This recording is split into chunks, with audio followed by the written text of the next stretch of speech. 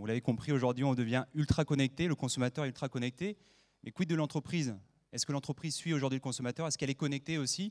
C'est la question qu'on va se poser aujourd'hui. On va parler d'Open Innovation avec Shane Dolu de Microsoft, que j'invite à me rejoindre, et qui va prendre le temps de vous dresser un panorama et d'analyser concrètement ce qu'est l'Open Innovation. Bonjour. La télécommande, c'est ça? Et t'appuies où? Ici. Ok. Bonjour, donc oui, on va parler d'Open Innovation et au sens plus large d'innovation collaborative. Et en 10 minutes, je vais vous présenter un peu des clés de lecture, des concepts et outils clés qui permettent d'aborder ce genre d'initiative. Alors, avant de commencer, on va se poser la question pourquoi on parle autant d'innovation aujourd'hui? C'est clairement parce que le marché a changé. Alors là, je vais analyser 3 axes. Tout d'abord, les frontières géographiques qui sont tombées avec le numérique, sous 2 aspects. L'aspect de la communication. Une entreprise qui est connectée au réseau peut entrer en contact avec un client où qu'il soit sur la planète du moment qu'il est connecté. Sur le delivery aussi. Le numérique a changé cette notion de delivery de produits et de services. Tout service dématérialisé ou produit peut être délivré instantanément, quelle que soit la distance. Et pour les biens physiques, les réseaux de logistique et de distribution sont organisés pour les délivrer entre 24 et 72 heures sur des distances qui peuvent être assez grandes. Le deuxième axe, c'est la production, qui a vu 2 tendances se développer, notamment la personnalisation de masse, qui s'est simplifiée, qui s'est accélérée avec des technologies comme l'impression 3D. On le verra d'ailleurs tout à l'heure, il me semble qu'il y a un acteur chez Plies qui est là aujourd'hui. Et je pense notamment à des sociétés qui se sont montées autour de ce genre de technologie, comme Gemio, qui va personnaliser des bijoux à la demande, ou par exemple des entreprises comme Coca-Cola, qui sont capables aujourd'hui de personnaliser unitairement chacune de leurs étiquettes et de mener des actions marketing très fines. Mais c'est aussi des façons de restructurer et de réduire les coûts qui changent. Donc je pense à une entreprise chinoise qui utilise une imprimante 3D géante qui lui permet de produire jusqu'à 10 maisons par jour pour un prix total de 4 000 €. Ou encore à cette designer anglaise qui produit des vêtements à partir de thé et de levure de bière. Donc des choses qui changent complètement la donne. Et tout ça, en fait, ça arrive à ce 3e axe qui est que la nature de la concurrence change. Si une entreprise, elle agit sur un marché local, elle se confronte à une concurrence qui devient internationale. Et du coup, toute innovation, tout produit qu'elle peut inventer sur un marché peut se retrouver en quelques jours, quelques semaines, répliqué ailleurs et donc compromettre potentiellement sa stratégie de développement. Donc le constat qu'on peut faire, c'est qu'aujourd'hui sur les marchés existants, on a de plus en plus de concurrence, une profitabilité qui baisse. Et donc bien sûr, toutes les entreprises partent à la recherche de nouveaux horizons pour redéfinir les standards et du coup retrouver des espaces plus pérennes et plus prospères pour se développer. Et donc pour ça, il faut que l'entreprise repense son rapport à l'innovation, notamment parce qu'historiquement, l'entreprise, elle est basée sur de l'efficience, c'est-à-dire de la fiabilité et de l'optimisation, qu'il l'a organisée en silo. Et c'est une organisation qui est beaucoup plus propice à la survenue d'innovations incrémentales. Je vais changer le prix, changer la stratégie marketing, peut-être le prix et la stratégie marketing, ou des processus. Par contre, quand il s'agit de repenser les choses dans une plus grande globalité, d'adresser des problèmes plus complexes, c'est plus difficile. Si on s'appuie sur une célèbre entreprise de design qui est IDEO, entreprise américaine, elle nous dit que le succès de l'innovation vient de l'approche simultanée selon 3 angles, la rencontre de 3 acteurs, l'entreprise, un public et la technologie, qui doivent regrouper 3 critères, la désirabilité d'un produit ou d'un service, sa faisabilité et sa viabilité, qui doit être abordée dans leur ensemble systématiquement. Alors là, quand on présente ceci, ce qu'on se rend compte, c'est que l'entreprise, elle n'est pas vraiment adaptée à adresser ce genre de problème. Et que ça va nécessiter un panel de compétences large, qui n'est pas souvent ce qui est en place dans l'entreprise, où on a peut-être une direction ou une équipe qui est spécialisée dans l'innovation, qui fonctionne historiquement un peu dans son coin. L'open innovation et l'innovation collaborative, ça vise à faire sortir l'innovation d'un sujet d'expert pour mobiliser les personnes qui sont des sachants là où ils sont. Et donc, on va réfléchir l'innovation en écosystème. Alors, il y a bien sûr l'écosystème de l'entreprise. Comment je vais mobiliser mes différentes équipes internes pour les engager, les former et qui me remontent les bonnes idées pour transformer l'entreprise.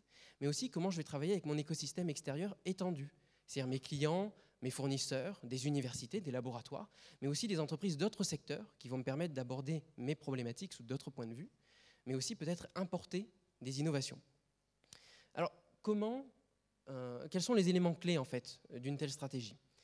4 questions qu'il est important de se poser, c'est d'abord de trouver le bon sponsor dans l'entreprise pour mener cette initiative et de bien définir sa mission pour ne pas se disperser. Ensuite, c'est d'identifier les méthodologies qui vont nous permettre d'interagir sur des domaines auxquels on n'a pas forcément l'habitude de le faire, avec des personnes et des profils différents, sur des problématiques de co-création avec plusieurs acteurs, peut-être de secteurs différents. Enfin, il y a comment identifier et mobiliser son écosystème, puis ensuite se garantir une capacité d'agilité et d'autonomie dans l'action pour transformer l'idée en réalisation. Alors on va sur le premier sujet, sponsor et mission. Je vais faire court, quand on regarde les initiatives qui marchent, c'est souvent qu'on va chercher, c'est celles qui ont su trouver un sponsor suffisamment haut placé, donc en principe un C-level, qui va porter l'ambition et la vision de l'entreprise. Et ensuite, la mission, elle va être abordée sous différents critères. Alors là, c'est assez hétérogène, mais pour en faire une synthèse, on pourrait parler de quelle est l'ambition de l'initiative. Est-ce qu'on veut monter de nouveaux pans d'activité? Est-ce qu'on veut accélérer l'innovation interne de l'entreprise? On va pouvoir parler aussi de stratégie. Est-ce qu'on veut se placer sur l'identification de besoins qui n'ont pas été détectés? Est-ce qu'on veut lire finement les nouvelles tendances et se les approprier? Ou encore, est-ce qu'on veut faire de l'innovation frugale, c'est-à-dire sous forte contrainte? Et enfin, définir avec ce sponsor-là quelles sont les contraintes. C'est-à-dire quelle est la durée minimale de l'initiative, 2 ans, 3 ans, 5 ans, quel va être son financement, quel va être son modèle, c'est-à-dire qu'est-ce qui va être internalisé ou externalisé. Le deuxième point, c'est comprendre comment ensuite on va développer cette initiative, à la fois dans le temps, mais aussi de façon concrète, comment on va organiser les interactions entre des individus qui ne se connaissent pas et peut-être ne partagent pas les mêmes référentiels d'idées. Donc là, je présente rapidement une façon simple de représenter les démarches d'innovation qui sont souvent représentées selon le diagramme en double diamant, qui présente 2 phases. Une phase qui part d'un brief générique, qui peut être par exemple comment rendre mon entreprise plus environnementale ou plus green en quelque sorte. Et on va avoir une première séquence de divergence et de convergence qui va chercher à explorer cette problématique, donc démultiplier des idées, puis ensuite elle est rationalisée pour définir un brief précis d'un problème à adresser. C'est-à-dire qu'on aura identifié un problème pour un client ou pour une population interne et une valeur à dégager. Mais on ne sait pas encore comment le faire. Il y a un deuxième cycle, encore une fois de divergence et de convergence, qui va se consacrer sur quelles sont les concrétisations possibles et quelles sont les solutions technologiques à rechercher, afin de produire un ou plusieurs prototypes qui vont être dans leur globalité désirables, faisables et viables. Ensuite se pose la question, j'ai mon planning, j'ai compris que j'ai mes 2 phases, mais comment je fais intervenir concrètement, comment j'anime ces ateliers? Vous entendrez souvent parler d'une méthodologie qui s'appelle le design thinking, qui est à la fois une approche, c'est-à-dire une approche d'aborder un problème dans sa globalité, comme on vient de le présenter, mais aussi des méthodologies pratiques de co-création. Pour vous faire une synthèse, c'est 4 grands principes. Le premier, c'est l'empathie. Comment je me projette dans la tête ou dans la vie de quelqu'un, donc de mon client, d'un utilisateur. Comment je vais mettre à profit la visualisation et l'expérimentation pour à la fois, d'une part, partager un référentiel d'idées avec les gens avec lesquels je travaille, mais aussi apprendre en faisant, en expérimentant, et pas me baser sur des hypothèses. Des méthodologies de co-création pour éviter de tomber dans le piège d'idées qui vont m'emprisonner peut-être sur de fausses pistes. Et enfin, un modèle basé sur de l'itération rapide, qui vont me permettre à la fois de maîtriser mes budgets, pas partir dans des grandes dépenses sur de mauvaises pistes, mais aussi accélérer la détection des mauvaises idées au profit des meilleurs. Alors maintenant qu'on a le sponsor, qu'on a défini notre stratégie, qu'on a un petit peu des grands concepts de méthodologie, comment je mobilise l'écosystème dont j'ai parlé précédemment? Aujourd'hui, on parle de différents outils. Donc on a par exemple l'Innovation Academy. Ça n'a pas vraiment de nom, mais globalement, c'est toute cette initiative qui vise à impulser une culture de l'innovation en entreprise.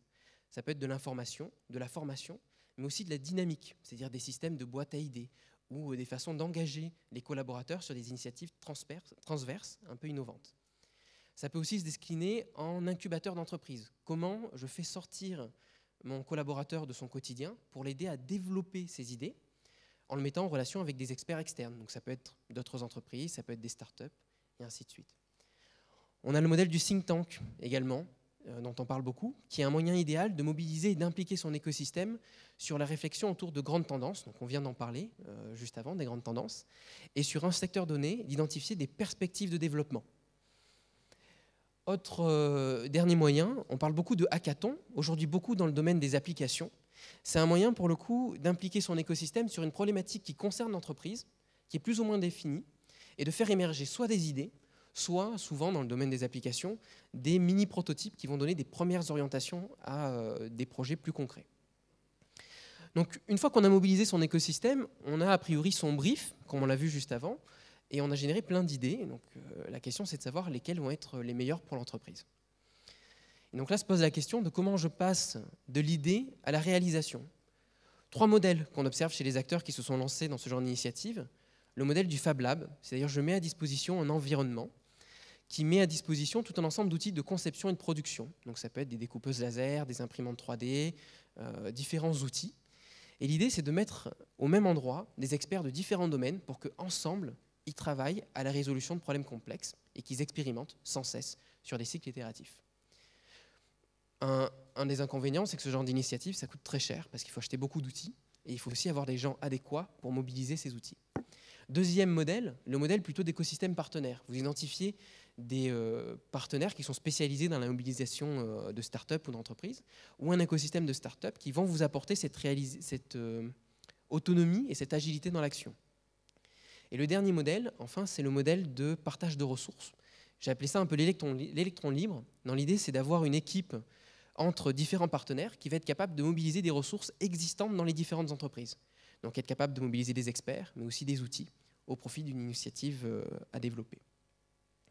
Si on revient sur le phasage dans le temps, ces différents objets se structurent ainsi. Donc on va retrouver plutôt au début l'Innovation Academy qui va permettre de faire remonter sous une dynamique bottom-up un peu les idées dans l'entreprise et identifier des thématiques à creuser.